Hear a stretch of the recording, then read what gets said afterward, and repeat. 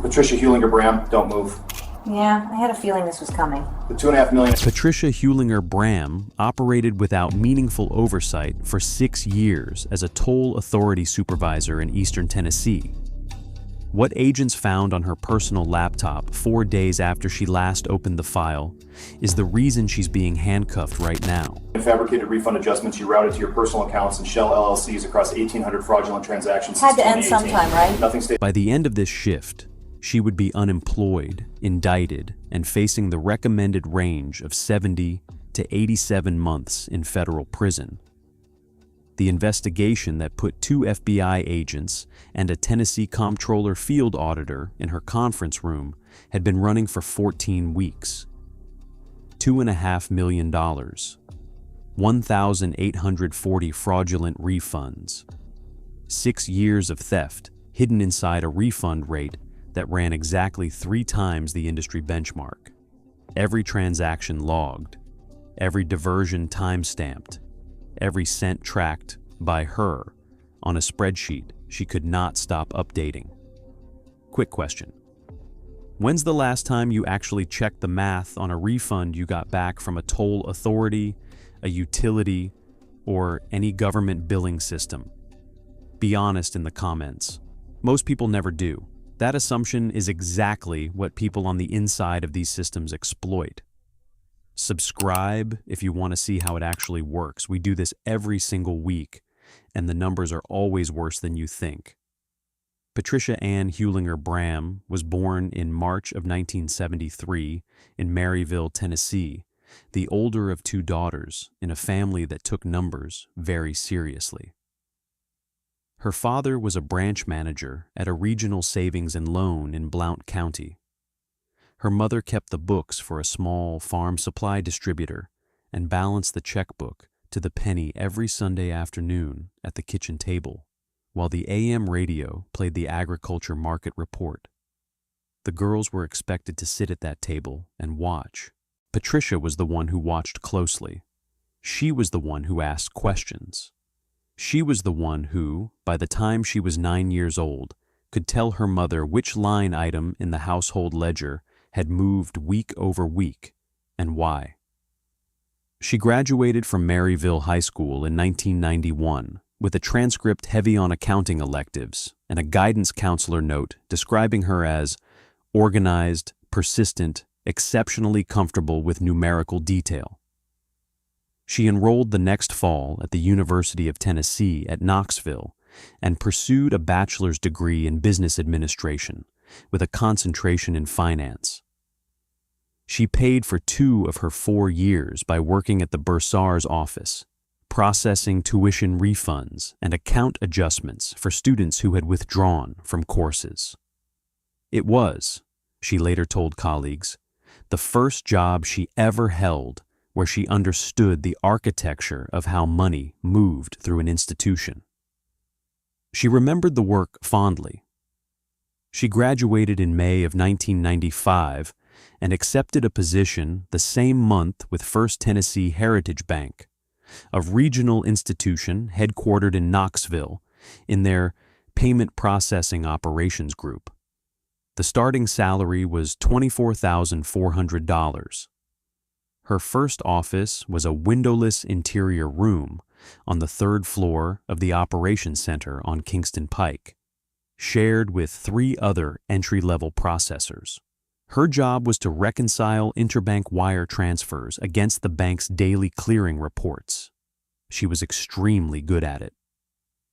Within 18 months, she was promoted to senior reconciliation analyst. Within 4 years, she was running a team of 6. Her evaluations from this period are uniformly strong. One reviewer wrote that she demonstrates an unusual depth of comfort with high-volume transactional environments and consistently identifies pattern-level anomalies that elude less experienced staff. Another wrote that she was exceptionally detail-oriented with a near-photographic recall of transaction structure. A third noted more carefully that she was protective of her workflow and occasionally resistant to procedural oversight. That last note appeared once in her 6th year. it did not appear again. She met Hewlinger-Bram in 1998 at a regional banking association mixer at the Holiday Inn off Cedar Bluff Road. He was a sales representative at a wholesale plumbing supply distributor at the time, building toward what would eventually become his own small business. They married in October of 2000 at a vineyard in Sevier County. Their first daughter, Lindsay, was born in 2002.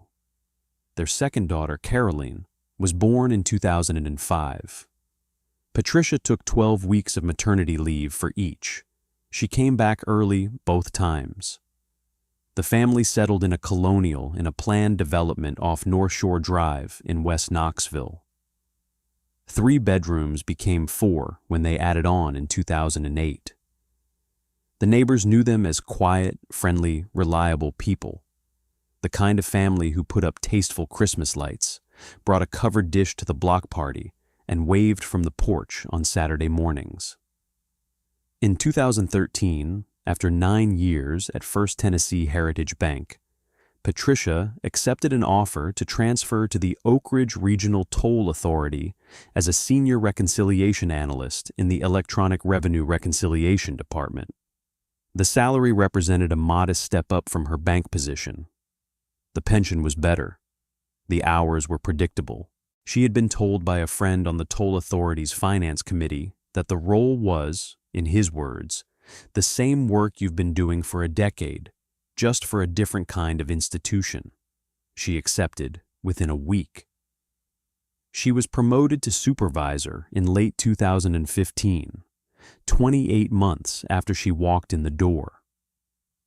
Her supervisor cited her extraordinary command of the transaction reconciliation workflow and her calm authority in a department that handles a substantial volume of customer adjustments under time pressure. Her supervisor cited her unblemished accuracy record. Her supervisor cited her institutional knowledge. Her supervisor did not cite the fact that, by the time the promotion was finalized, the structural opportunity she would spend the next 8 years exploiting was already fully visible to her. By 2017, her salary had risen to $76,400. By 2024, it would reach $84,200.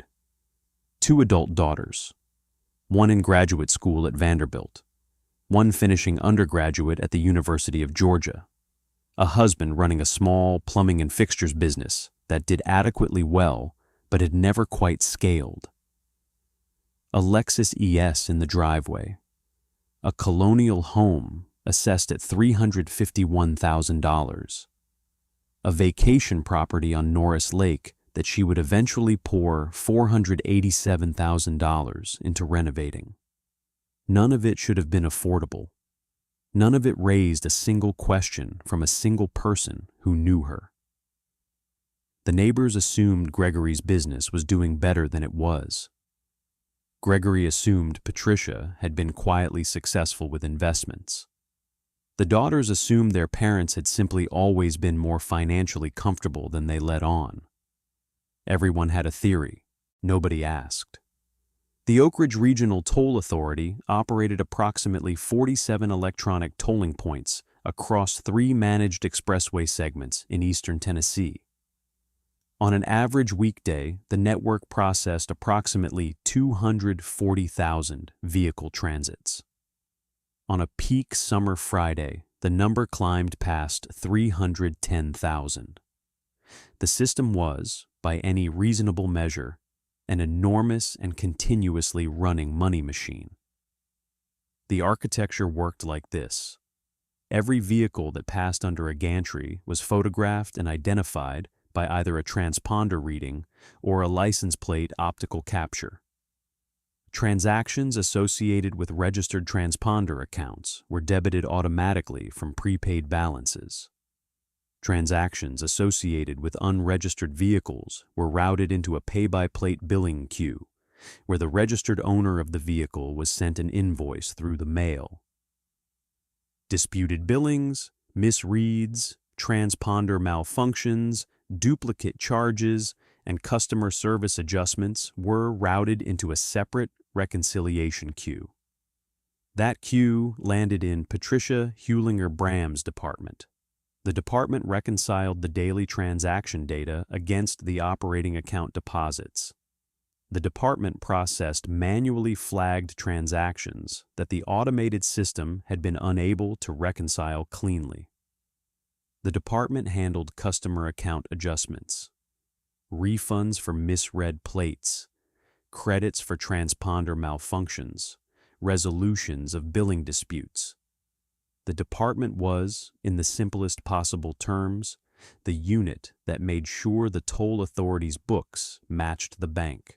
Within her supervisory authority, Patricia could process refunds, credits, and account adjustments up to $4,800 per individual transaction without secondary supervisory review. She could batch process larger aggregate adjustments under broader system reconciliation categories. She could, when she judged it necessary, mark transactions as resolved without producing supporting customer documentation, because in a network processing 240,000 transits per day, the volume of legitimate small adjustments was simply too large to attach paperwork to every single one. The trust framework that surrounded this authority was implicit and total. Drivers paid their tolls because they assumed the money was going where it was supposed to go. The authority's commissioners assumed the daily reconciliations were honest because the daily reconciliations always reconciled. The state assumed the federal pass-through funding that subsidized the authority's electronic infrastructure was being prudently managed because the authority's quarterly reports were always submitted on time and always balanced. Nobody benchmarked. Nobody asked why the refund line on the financial statement ran where it ran. Nobody compared it against peers. The vulnerability was not technical. The vulnerability was structural. The system was designed to absorb a steady background flow of small, legitimate refunds. And the people who designed it had assumed, in the way institutions always assume, that the person sitting on top of that absorption layer would be honest. For 11 years they had been right. In year 12, they were no longer right, and they did not know it. The first fraudulent refund posted on January 17, 2018, at 2:47 in the afternoon. The transaction identifier was OakRR 2018-0117-3318. The amount was $2,240. The destination account was a joint checking account at a regional bank in West Knoxville that Patricia held with her husband Gregory. The narrative entered into the system described the refund as a billing dispute resolution for a commercial fleet pay-by-plate misread. There was no commercial fleet. There was no misread. There was no dispute. The vehicle that had supposedly been overcharged did not exist. The transaction reconciled cleanly. The deposit hit the joint account the next morning. The bank's daily revenue report showed a routine fluctuation in the refund adjustment line that landed perfectly inside the normal variance band. Nobody noticed. Nobody checked. 3 weeks later, she did it again. $3,100. Different transaction narrative. Same destination account. Same result. Nobody noticed. Nobody checked. By the end of 2018, she had processed 41 fraudulent refunds, totaling $148,000. By the end of 2019, she had processed 194, totaling $361,000. By the end of 2020, a year during which traffic volumes dropped sharply because of the pandemic, and the authority's refund rate climbed naturally because of widespread account credit requests, she processed 326 fraudulent refunds, totaling $471,000. Almost entirely hidden inside the legitimate refund surge. The method was always the same. She identified blocks of legitimate-looking transaction identifiers in the daily reconciliation queue. She constructed plausible refund narratives, commercial fleet billing dispute resolutions, transponder malfunction credits, duplicate charge corrections, misread license plate refunds. She kept every individual refund below the $4,800 threshold that would have triggered secondary supervisory review. She distributed the destination accounts across her own joint checking, a separate personal savings account she opened in 2019, her husband's small business operating account, a college savings account she had opened in her older daughter's name, and 2 shell business accounts that she had formed in 2020 with names: Heritage Reconciliation Services, LLC, and Tennessee Receivables Coordination, LLC. That sounded plausible enough that a casual reviewer would have assumed they were vendors. The shell companies had no employees. They had no offices. They had no clients. They existed entirely to receive transfers from the Oakridge Regional Toll Authority's operating account, hold those transfers for between 4 and 11 days, and then forward them to accounts Patricia controlled at 3 other regional banks. She was meticulous. The fraudulent refunds were calibrated to fall within the natural distribution of legitimate refunds. They ranged from $1,400 to $4,700, with most clustered in the $2,000 to $3,000 band. They were processed across all 5 workdays, never bunched. They were distributed across all 47 tolling points, never concentrated at a handful. They were spread across the calendar in a way that produced no detectable seasonal pattern. And the underlying authority kept running. The daily reports reconciled because the diversion was processed as legitimate refunds in the system. The refund adjustment line on the monthly financial statement ran higher than the industry would have expected. But nobody was comparing the Oakridge Regional Toll Authority to the industry. The authority's gross revenue continued to grow year over year at a rate broadly consistent with traffic volume growth.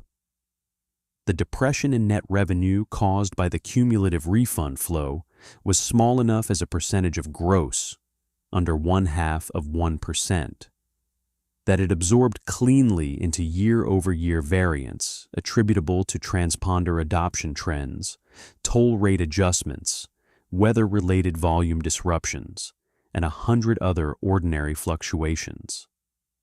The lifestyle began to shift in increments small enough that no individual purchase raised an eyebrow.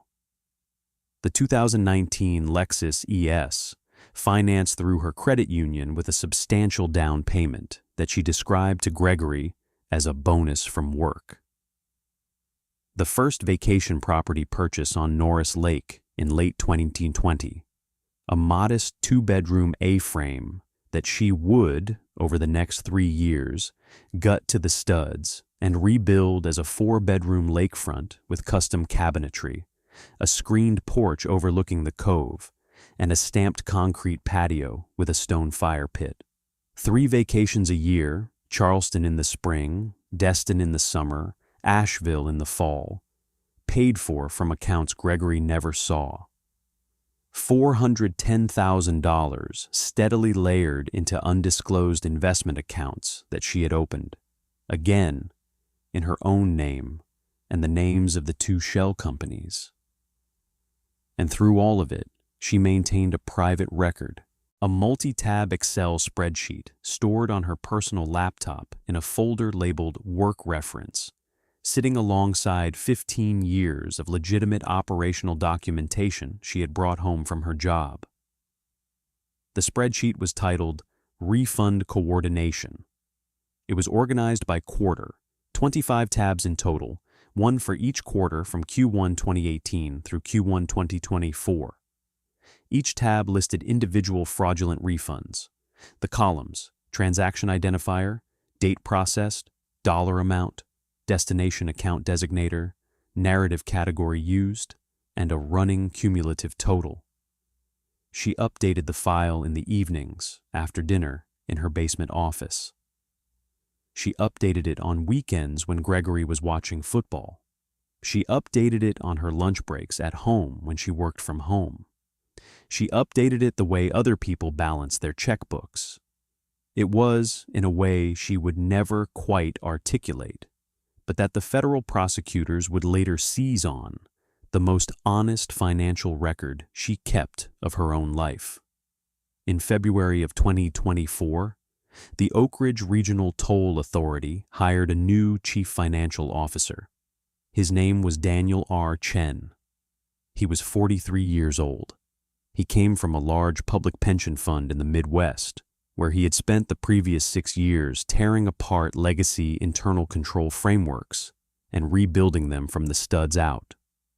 The Toll Authority's board had hired him explicitly with a mandate to modernize the authority's controls, to bring it, in the board chairman's phrasing, into the 21st century in terms of how we benchmark, monitor, and verify our financial operations. Chen started on a Monday. By Wednesday of his second week, he had requested a complete 5-year history of every refund and account adjustment the authority had processed. By the end of his 4th week, he had commissioned a forensic comparative review against 12 peer toll authorities of comparable scale across the southeastern United States. By the end of his 8th week, the review was on his desk. The finding was not subtle.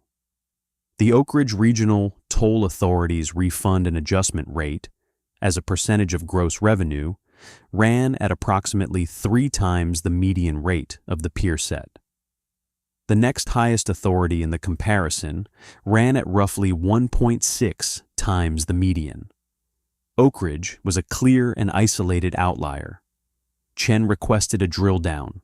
He wanted to know whether the elevated refund rate was concentrated by transaction type, by tolling point, by time period, or by processing personnel. The drill down came back 2 weeks later. It was concentrated heavily and unambiguously by processing personnel. Approximately 83% of the refund and adjustment volume that drove the authority above the peer benchmark had been processed by a single supervisor's user identifier. The user identifier was P-Hewlinger-Bram 2013. Chen sat with the drill down for an afternoon. He pulled up the personnel file for the supervisor in question. 11 years of service, unblemished performance reviews, 2 promotions, active in the Regional Toll Industry Professional Association, married, 2 daughters, drove a Lexus, owned a vacation property on Norris Lake. The last detail had been added to the personnel file 3 years earlier, when she had used the lake house address as an alternate mailing address for her benefits documentation.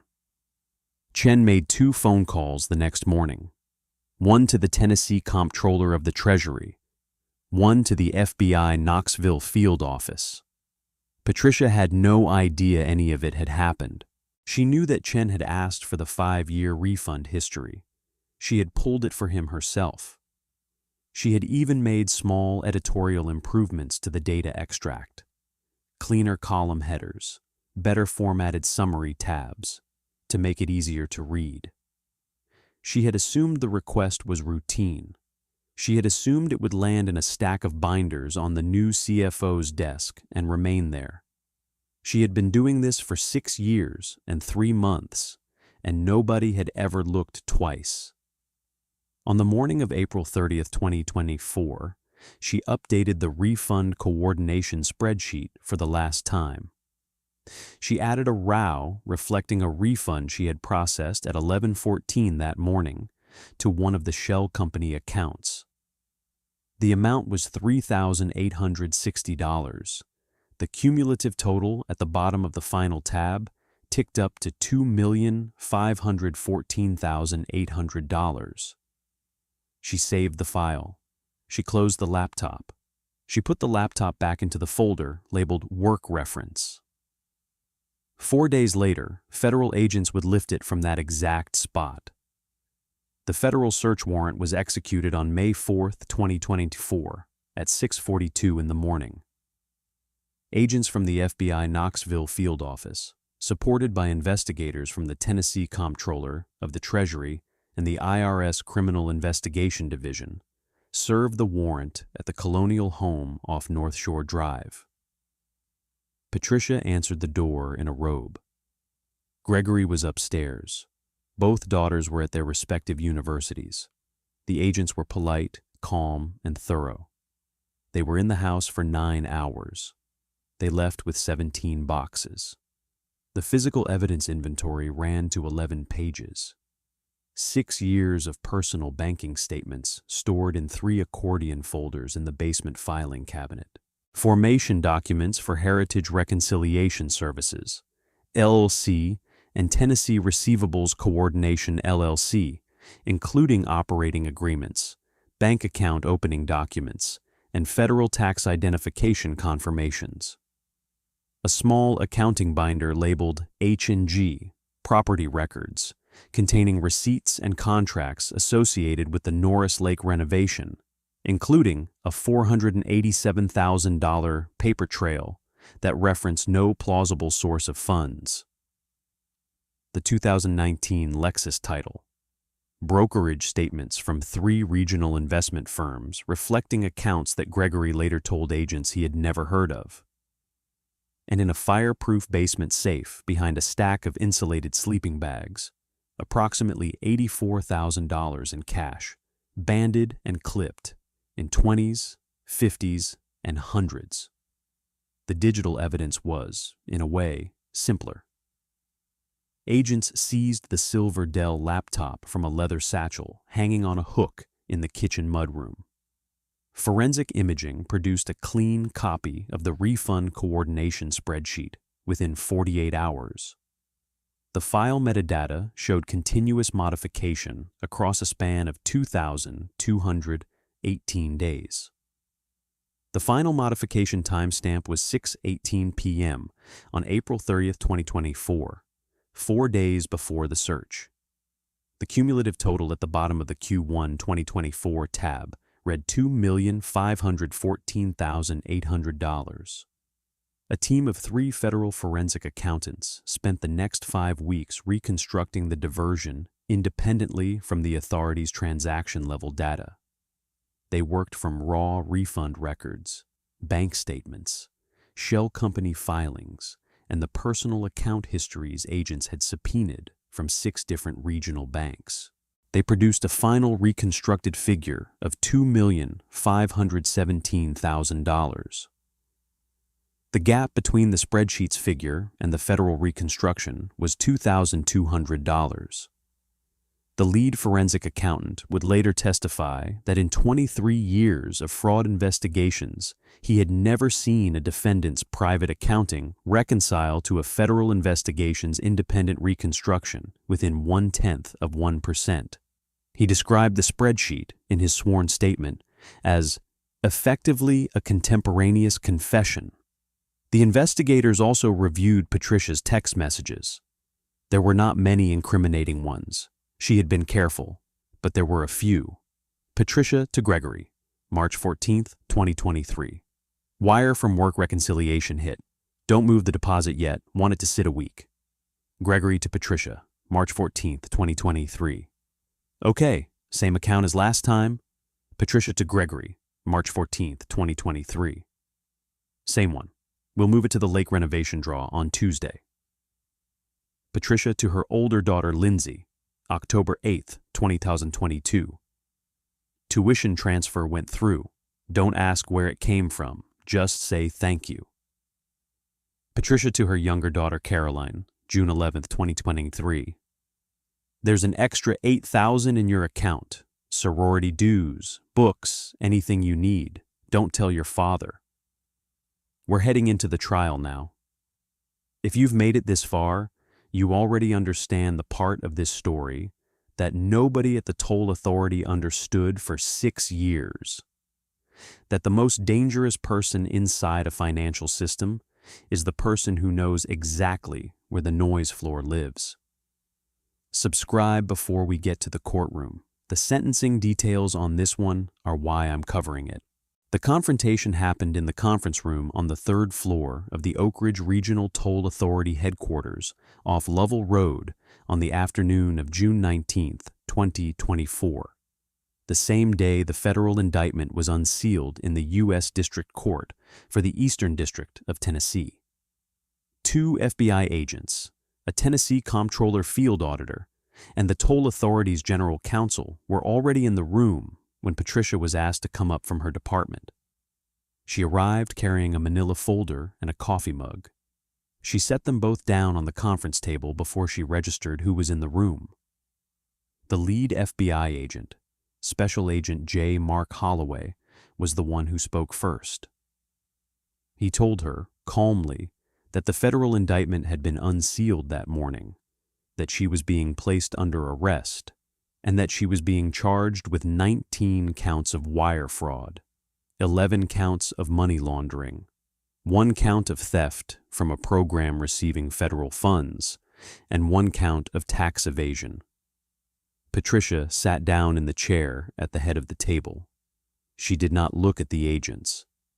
She looked at the manila folder she had carried up from her department, a folder containing the afternoon's reconciliation review packet, which she had been planning to walk through with one of her subordinates at 3 o'clock. She straightened the folder with both hands. She lined it up with the edge of the table. She said, quietly, "How long have you been looking at this?" Agent Holloway told her the investigation had been active for approximately 14 weeks. She said, still quietly, "And the spreadsheet?" Holloway did not answer immediately. He looked at the comptroller's field auditor. The field auditor nodded. Holloway turned back to Patricia and said, "We have the spreadsheet." She closed her eyes for a long moment. When she opened them, she was looking at the framed aerial photograph of the I-640 expressway corridor on the back wall of the conference room. The same photograph that hung in every conference room in the building, that she had walked past 1,000 times, that she had stopped seeing years ago. She said, "I would like to call my husband, and I would like a lawyer." Those were the last words she spoke in the building where she had worked for 11 years. She was handcuffed at the wrists, walked out of the conference room, down the third-floor corridor, past the open doorways of subordinates who looked up and froze. Past the elevator she had ridden up that morning, out the front lobby past the security desk, and into the back of a black sedan in the visitor lot. The drive to the federal courthouse in Knoxville took 22 minutes. The indictment was filed in the U.S. District Court for the Eastern District of Tennessee on June 19, 2024. The federal charges totaled 32 counts, wire fraud, 19 counts under 18 U.S.C. Paragraph 1343, each count tied to a specific fraudulent refund transaction. Money laundering, 11 counts under 18 U.S.C. Paragraph 1956, tied to the movement of diverted funds through the 2 shell company accounts. Theft from a program receiving federal funds, 1 count under 18 U.S.C. Paragraph 666, tied to the partial federal pass-through funding of the toll authority's electronic infrastructure. Tax evasion, 1 count under 26 U.S.C. Paragraph 7201, tied to the failure to declare the diverted income on her joint federal tax returns from 2018 through 2023. The state of Tennessee filed parallel charges through the Knox County District Attorney General's office. Aggregated theft as a Class B felony under 10. Code Ann, paragraph 39 to 14, 103, official misconduct under paragraph 39, 16, 403, and forgery under paragraph 39, 14, 114. Her defense attorney was Theodore G. Marston of the Knoxville office of a regional white-collar defense firm. Marston was a former federal prosecutor with 28 years of experience. He read the federal case file. He read the spreadsheet. He met with Patricia at the federal pretrial detention facility on a Tuesday afternoon in late July. He told her, in the carefully chosen language that defense attorneys use when the evidence is overwhelming, that they were going to want to discuss a plea agreement. The plea agreement was executed on November 12, 2024. Patricia pleaded guilty before U.S. District Judge Helena R. Burkhart to the 19 wire fraud counts, the 11 money laundering counts, and the single tax evasion count. The Section 666 federal program theft count was dismissed in exchange for the guilty plea on the rest. The plea agreement contemplated a recommended sentencing range of 70 to 87 months under the federal sentencing guidelines, subject to the judge's discretion at the sentencing hearing.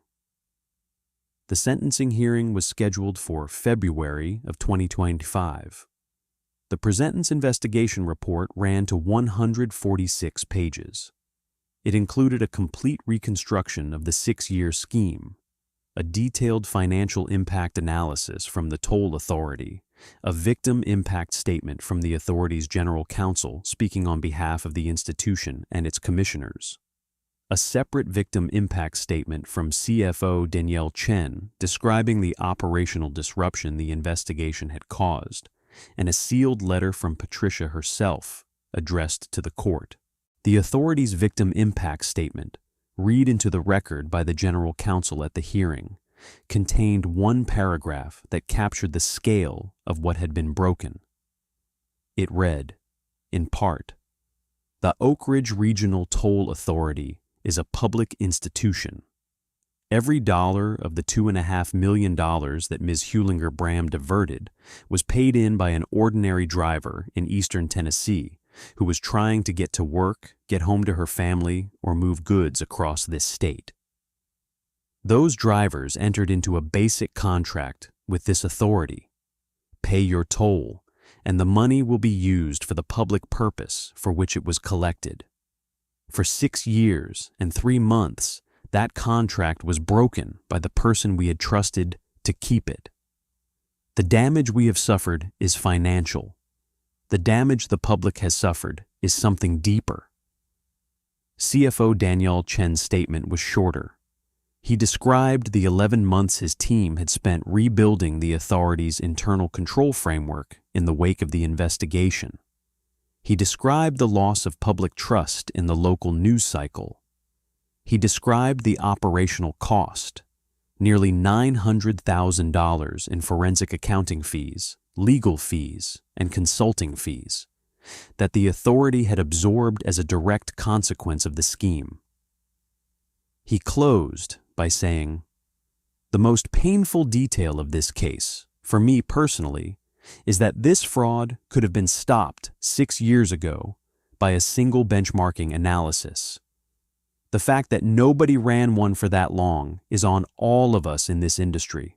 It is not on Ms. Hewlinger-Bram alone, but the $2.5 million she took is on her." Judge Burkhart spoke for 14 minutes from the bench before pronouncing the sentence.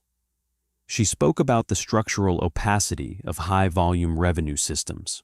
She spoke about the special trust placed in employees who sit on top of reconciliation layers that no one else inside an institution understands. She spoke about the fact that the defendant had not stumbled into this scheme, had not been pressured into it by financial hardship, had not acted in a moment of weakness or impulsivity. She had constructed it carefully, over a span of more than 6 years, with a multi-tab spreadsheet that she updated as faithfully as another person might update a calendar. "The contemporaneous record this defendant kept of her own crimes," Judge Burkhart said, looking down from the bench at Patricia in the navy suit her attorney had told her to wear, "is one of the most damning artifacts I have seen in 21 years on this bench. Not because of what it documents, because of what it reveals about how the defendant understood what she was doing. She understood it completely. She kept the books. She knew the number.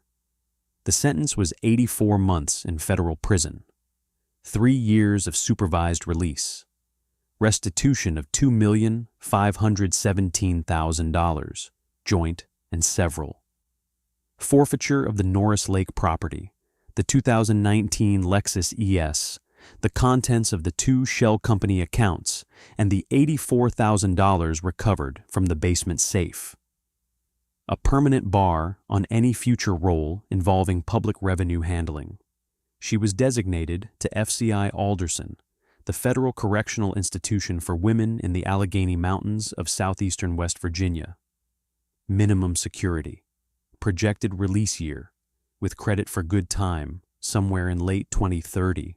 The state of Tennessee deferred its parallel prosecution pending completion of the federal sentence. Whether the state charges are ever pursued will depend on the comptroller's office and on whoever holds the district attorney general's seat in Knox County in 7 years. Hewlinger-Bram filed for divorce in March of 2025. The Colonial off North Shore Drive was sold at the end of that summer. The proceeds, after the mortgage was satisfied, went to the restitution order. The 2 daughters, Lindsay from her graduate program at Vanderbilt and Caroline from her senior year at the University of Georgia, gave separate statements to the local press. Lindsay's was brief and angry. Caroline's was longer and quieter. Neither has spoken publicly about their mother since. The Oakridge Regional Toll Authority commissioned a full review of its internal control framework in the months that followed. Refund authority for individual supervisors was capped at $1,000 per transaction. All refunds above that threshold now require a documented customer service ticket, a secondary supervisor's electronic sign-off, and a quarterly peer benchmarking review of refund rates against industry medians. CFO Daniel Chen led the redesign personally. He has said publicly, more than once, that the framework he built is the framework he wishes had existed in 2017. It would have. It could have. For 6 years and 3 months, it didn't. And Patricia Hewlinger-Bram, sitting now in a minimum security cell in West Virginia, knows better than anyone alive exactly how much she took, exactly when she took it, and exactly where the noise floor of an electronic tolling system lived. She wrote it all down. She kept the file in the right folder. She just kept it for herself. This case was meticulous, but the case on the right-hand side is even more brazen. And the number at the bottom of it will make you sick. Click it now.